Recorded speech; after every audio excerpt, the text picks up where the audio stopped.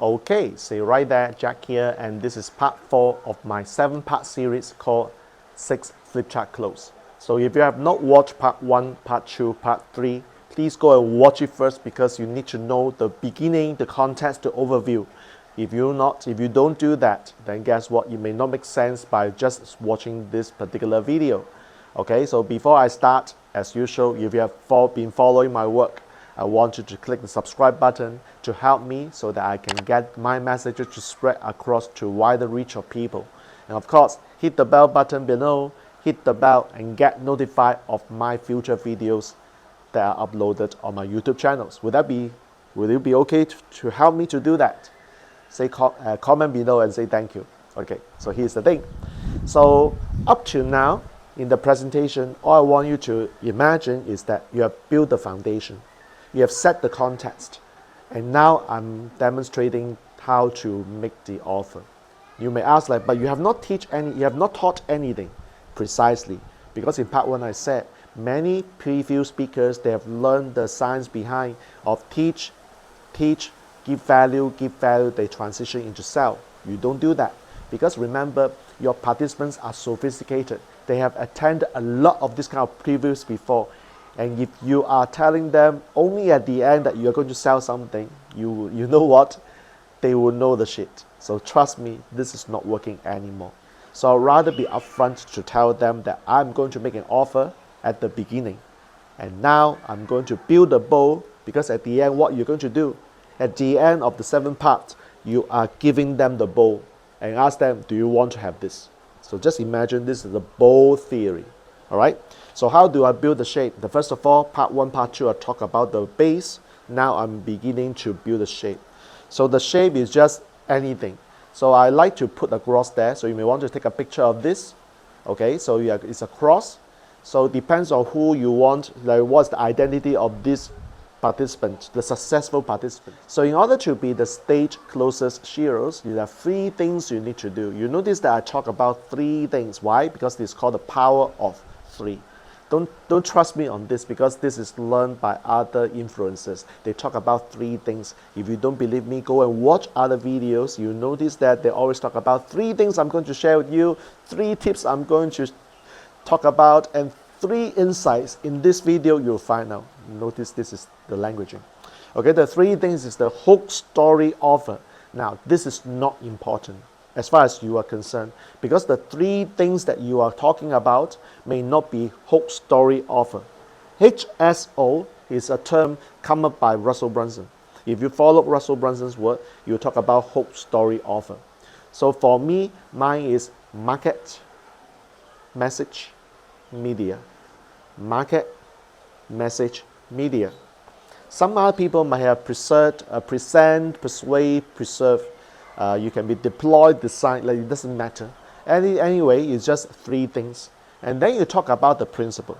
Okay, so in my case, let me explain. So if I were to use hook, story, offer, this is what I have done. I would do.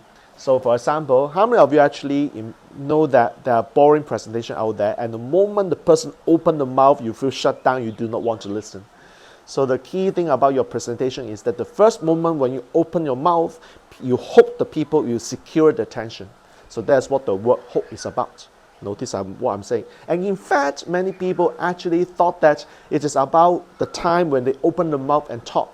No, it's before you even open the mouth, before you even send these people to the room, you have to secure their attention. Otherwise, people will not come to your room in the first place. So how do you engage them before they come to the room? What do you do online? What are you going to post online to get these people say yes to come to your room? This is all about hook.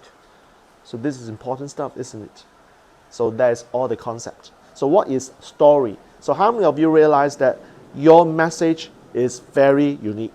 Because in fact, nobody else except you will have the story. So if you don't know, you think that you don't have a message to actually share with the world, trust me, that's not true. You are just shooting yourself down. You're just being selfish simply because you don't think your message is worth listened by other people. So that's the story. And the last part is the offer. You've got to have an irresistible offer. And what do I mean by irresistible offer? Write this down. An irresistible offer is an offer that is no-brainer. But of course, a no-brainer offer, you may still say no because it is the wrong audience that I'm marketing, which is the reason why irresistible offer that is targeted to the right audiences will be a no-brainer offer. So I just say, well, you know what, hope story offer. So of course, depends on your presentation. You've got to come up with 3 things, and you talk about what these 3 things are and why are they there. And most importantly, share with them that this is the secret. You know what? Many of you actually thought that you just need to have you don't need to have all these, and I'm going to let you know that it doesn't work. Okay, so let's say that you have got a story, you got hope, but you don't have an offer. So at the end, you don't have any money coming in, because at the end of the day, you share a story, you get a standing ovation. That's it. What's the point of doing a presentation to get a standing O? I'm not here talking about or discrediting all the Toastmasters or public speakers, because at the end of the day, it's them. I'm actually training stage closers. You need to close and make money, so the offer has to be there. So you may say, well, what if I have a hope, I have an offer, but I don't have a story? It also doesn't work, because at the end, you secure the attention of the people in the room, you have an offer ready for people to buy, but they don't understand who you are, they don't understand why you do what you do, you don't have a story to share, they cannot feel connected. Then again, when you make the offer, they will not be emotionally driven to go to embrace your offer, isn't it? Okay, so let's say you've got a story, a nice story, you have an offer, but you don't have a hope. What happened? Nobody is in the room.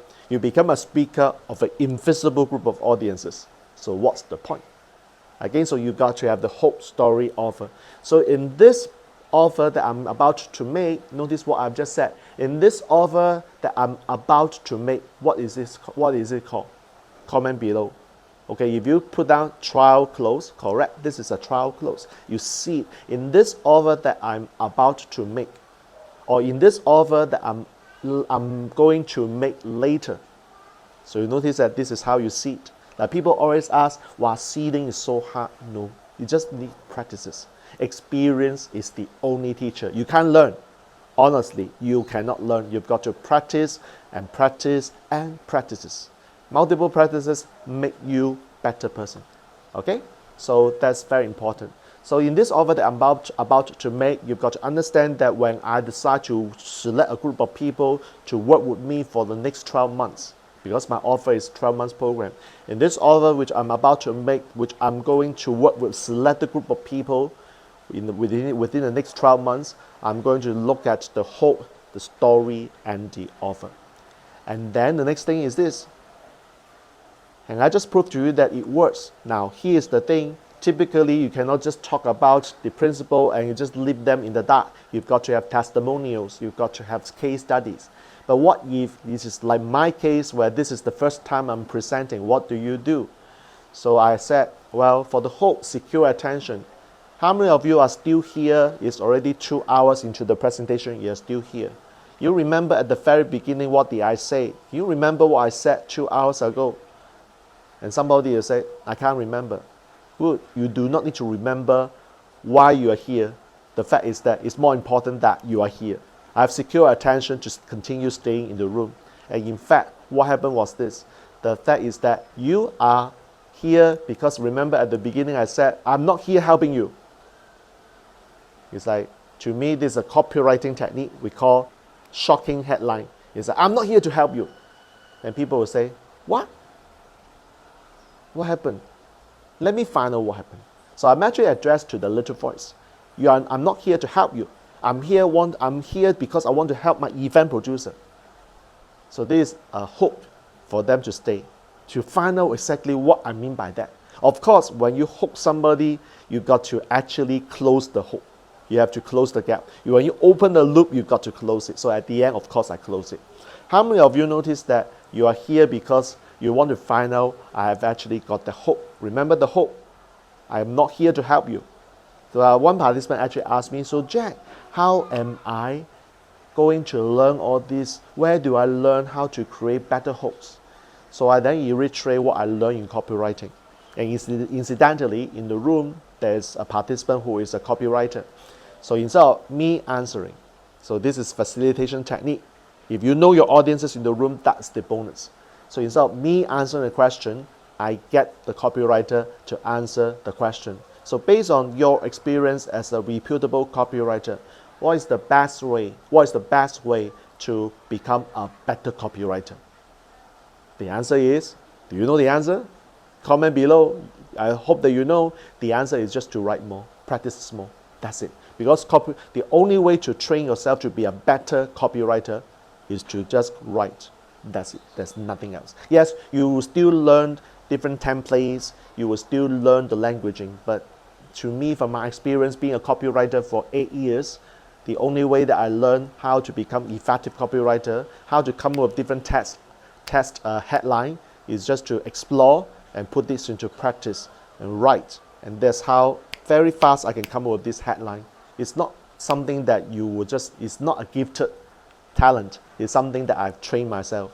So trust me, you can do that. So how many of you noticed that the hope is something like this, and I asked the copywriter to answer the question. So why? Because that shows that I know who my audiences are. And most importantly, if the answer comes from me, I become the expert. But if the answer comes from people in the room, I'm now leveled down. In other words, I'm not the sifu, the sensei, the master. I'm not the person who knows everything, because now I level myself down together on parallel terms with my participant.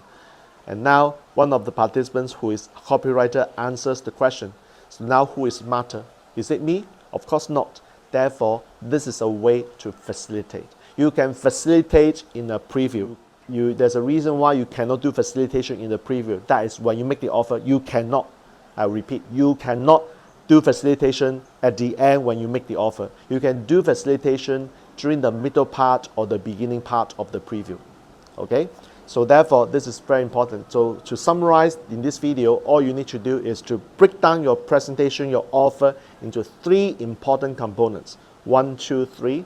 And be able to explain in order to be the person you want to be, whichever identity you give, you've got to have these 3 things. And some of you may think that, well, you just need 2, or you may just need 1. Maybe let me just allow me to prove to you that, well, you have to have all these 3. Then you just go through 3 times. What if you have 1, 2, no 3? What if you have 2, 3, but no 1? Or what if you have 3, 2, but you don't have 1? So just remember, you got to explain to help them understand at the end that they all need to have all these 3. They cannot have 1, 2, or 1, 3, or 2, 3. That's the point. All right? So I hope that you enjoyed this particular part. It doesn't matter what it is. Come up with 3 things and make sense out of it. You will be an effective preview speaker. All right? So if you do have any questions, comments, or other things about speaking, facilitation, and training, comment below so that I may consider answering these questions in the form of future videos. All right? So thanks for watching. I'm going to sign off now. Next video, I'm going to talk about the story part, because that requires a whole part just to discuss the story. So stay tuned, and hopefully you enjoy my next part of this 7-part series of 6 flip chart close. Till then, we next meet. Jack Wong here signing off. All good wishes.